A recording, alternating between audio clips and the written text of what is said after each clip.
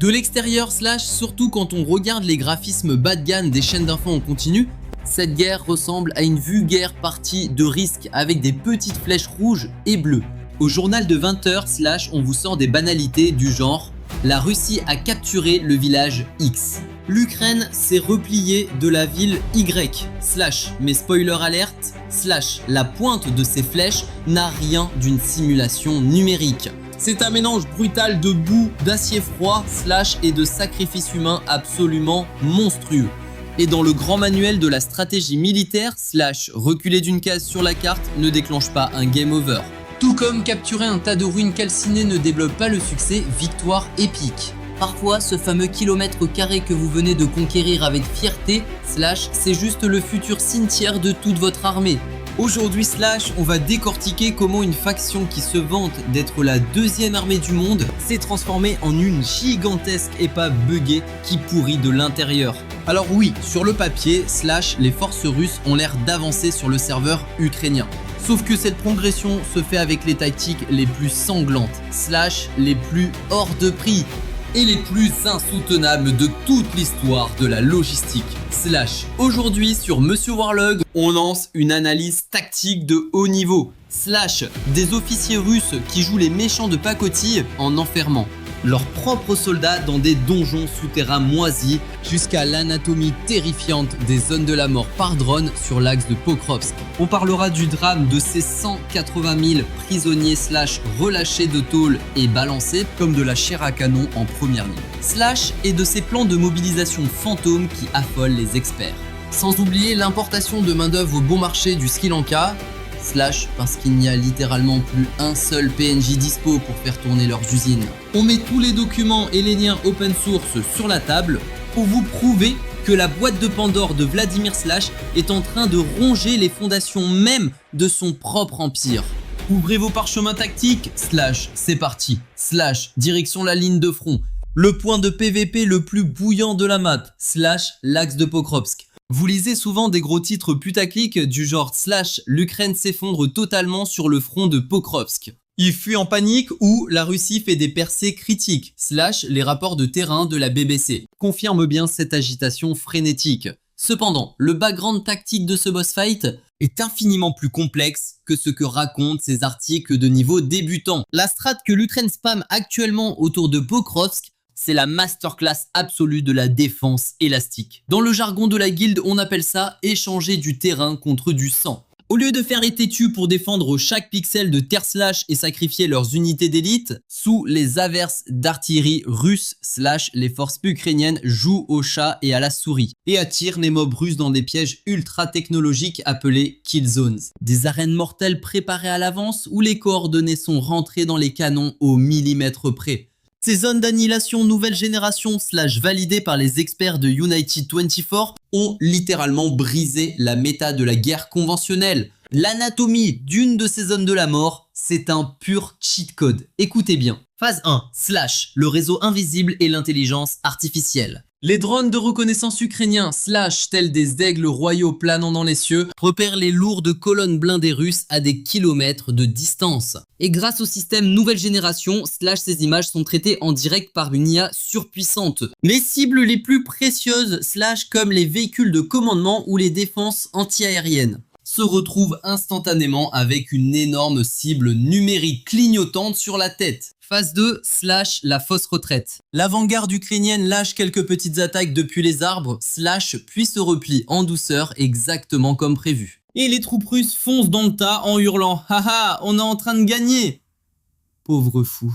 Les Ukrainiens s'enfuient vers ce qui ressemble à un terrain vague. Mais surprise, c'est un véritable champ de mines rempli de TM62 cachés dans chaque recoin.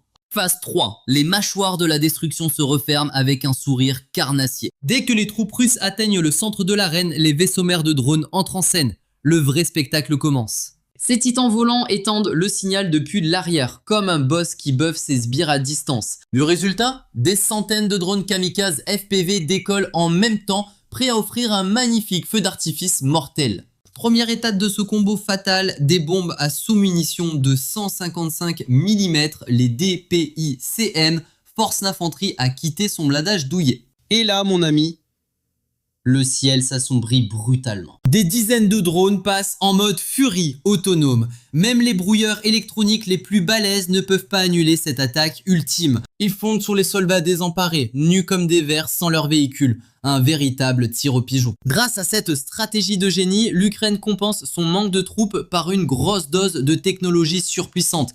Qui a besoin du nombre quand on a le skill? Alors oui, c'est vrai, l'adversaire gagne un peu de terrain sur la carte du monde.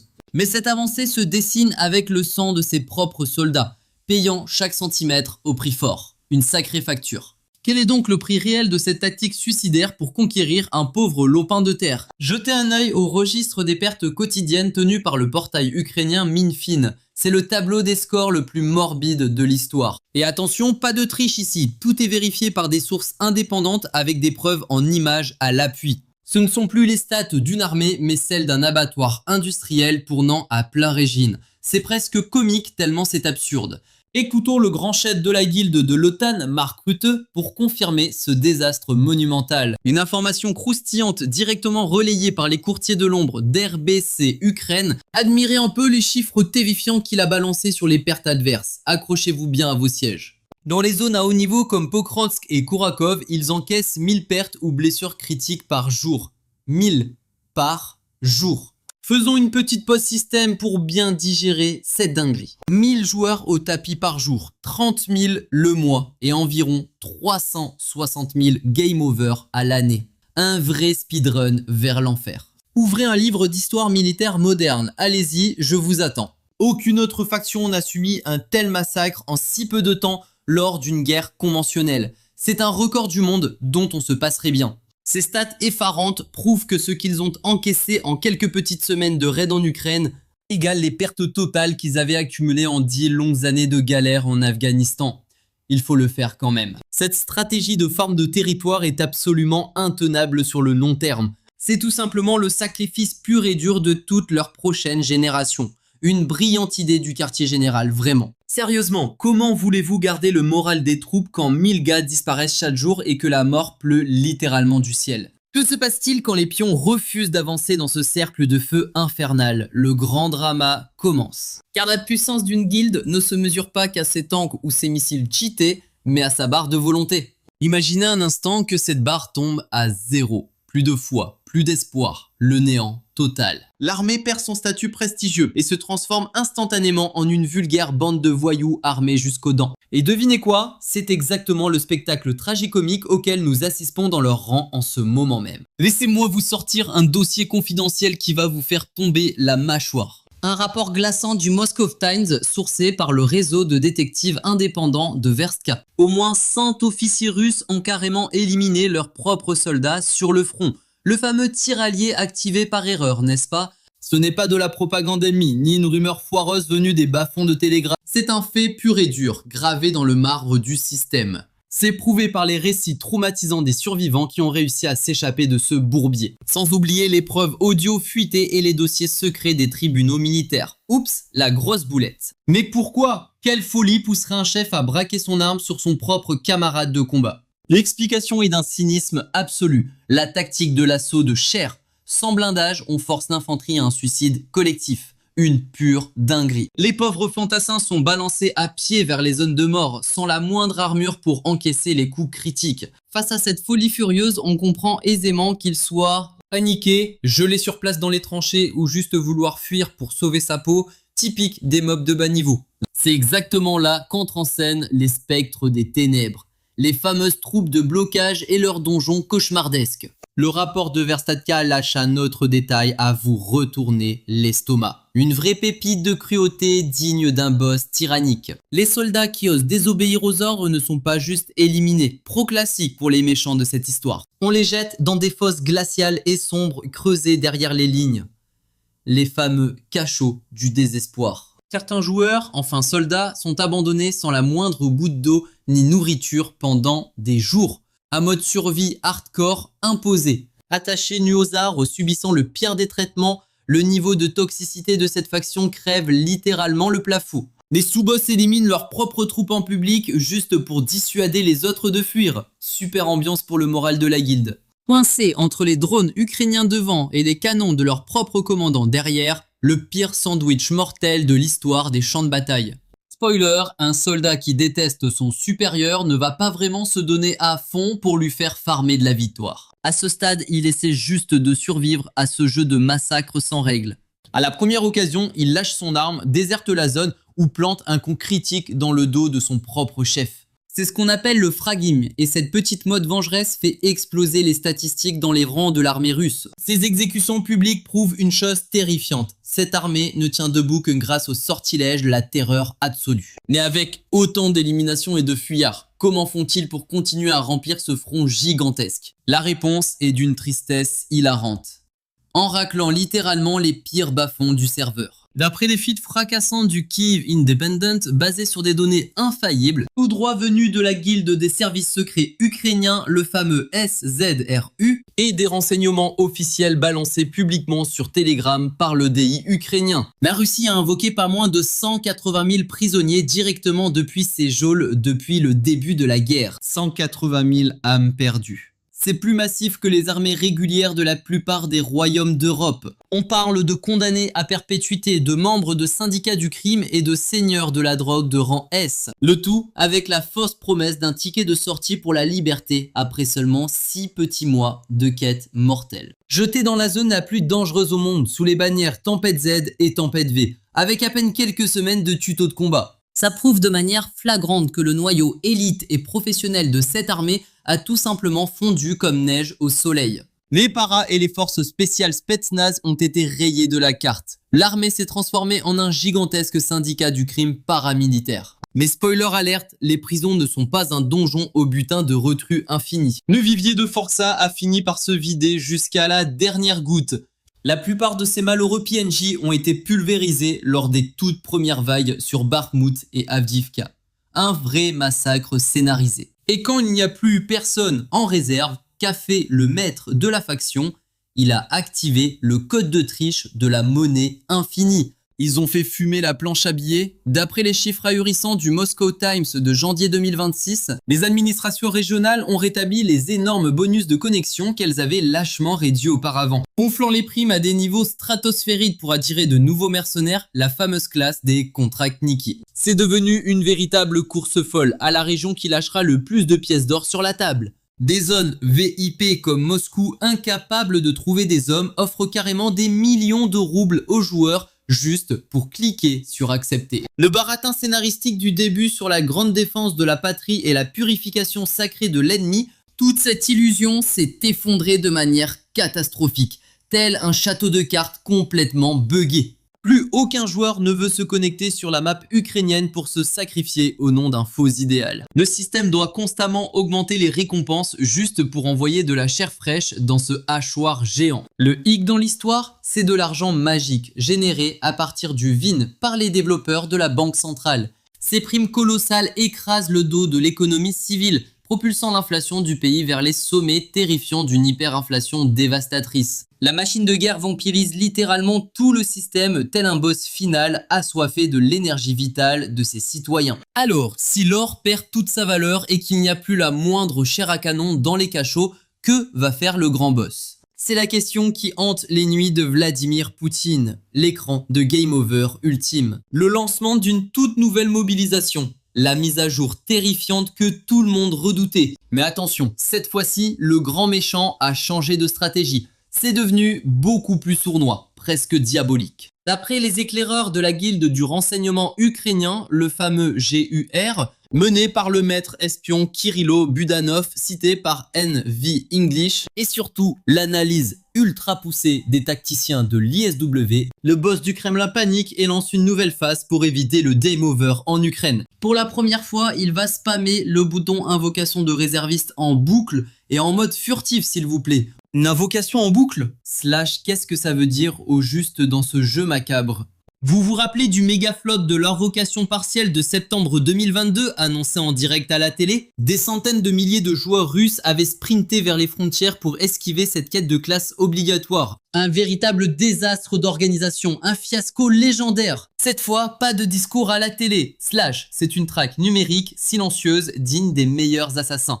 Paf, les hommes reçoivent une notification du système directement via l'application du gouvernement, le Fanogo Susungi. Dash, dès que le pop-up s'affiche sur votre téléphone, bam, vos comptes en banque sont gelés. Le système confisque votre permis de monture et pose un mur invisible aux frontières avec interdiction formelle de quitter la zone. Aucun moyen d'annuler la quête, aucune échappatoire possible, vous êtes coincé dans une prison virtuelle. Les érudits de l'Atlantic Council et les gazettes locales expliquent très bien pourquoi le boss vient d'ouvrir la boîte de Pandore. À la base, il y avait un contrat tacite entre les joueurs russes et le maître du serveur. Vous ne touchez pas à la politique de la guilde, vous ne remettez pas en cause le chef, et moi je ne détruis pas votre petit confort. Sauf que quand les fils à papa, les mages de l'informatique et les ingénieurs se font téléporter de force sur la ligne de front par ce piège numérique, pour finir en chair à canon face aux drones, c'est là que la grenouille va se rendre compte que l'eau de la marmite est en train de bouillir pour de bon. L'Atlantic Council lance un avertissement clair. Même si la forteresse du boss n'est pas encore tombée, cette pression interne délirante va finir par faire exploser les fondations de la carte. Le maître du jeu joue les funambules sur un fil dentaire déchiré entre sa jauge de soldats qui se vide et les points de vie politiques de son régime. Et le fil est sur le point de lâcher les gars. Une guerre de guildes, ce n'est pas juste balancer des sorts dans les tranchées. C'est aussi les marchands en arrière-plan, les routes commerciales qui tournent à plein régime, les forgerons qui craftent les munitions et les armures lourdes. Et le serveur russe est en train de perdre sa ressource la plus précieuse pour tout ça, ses propres joueurs. Un rapport fracassant de Forbes résume bien ce carnage démographique absolu. Une pénurie de main-d'œuvre colossale, plus d'1 million d'hommes rayés de la carte ou gravement blessés, plus d'1 million d'érudits et de mages de l'informatique qui ont utilisé des parchemins de téléportation pour fuir. Ajoutez à cela une guilde militaire qui doit crafter 24 heures sur 24 et 7 jours sur 7 pour équiper le front, siphonnant absolument tout le mana de la population civile. Résultat, plus aucun jeune pour monter les bâtiments, farmer les champs ou faire tourner les machines de siège. Et vous savez comment ils essaient de patcher ce bug monumental ? Les parchemins d'information de RBC Ukraine et de l'Economic Times révèlent la taille aussi ironique que désespérée de cette tragédie. Le serveur russe a dû importer de la main-d'œuvre à bas coût depuis d'autres régions, histoire de combler ce vide terrifiant et d'empêcher ses forges et ses villages de s'effondrer lamentablement. Ils se sont mis à invoquer des centaines de milliers de travailleurs d'Inde, du Sri Lanka et de différents serveurs africains. Sauf que, comme le souligne habilement Forbes, avoir plein de noobs ne remplace pas le niveau d'expérience. Et oui, tu ne peux pas juste spawner un fermier sri-lankais, le placer devant la console d'une forge mécanique ultra précise avec une interface en russe, en plein milieu de l'usine à tank de Nizhny Tagil, et espérer un coup critique. C'est la pagaille absolue en coulisses. Les barrières de la langue et le manque de compétences transforment leur production en un véritable cirque comique. Ce soi-disant boss final qui a lancé son invasion avec des comptes épiques sur son empire invincible et qui menace la planète entière avec des discours grandiloquents, se retrouve maintenant à pleurnicher pour trouver des ouvriers, suppliant l'Asie du Sud de venir sauver ses villes et ses usines du naufrage total. Pendant que ses propres boulangers et mécaniciens se font balayer sur le front de Pokrovsk comme de simples pions de bas niveau, on importe des étrangers en urgence pour faire cuire le pain. Et croyez-moi, ce n'est pas un simple sort de guérison temporaire. C'est la preuve hilarante et tragique d'un effondrement démographique absolument massif. Cette guerre est tout simplement en train de dévorer leur avenir comme un monstre affamé. Quand on rassemble les pièces de ce puzzle ridicule, l'image qui apparaît n'est pas celle d'une simple guerre de territoire, mais celle d'un empire qui s'autodétruit avec un zèle presque ironique.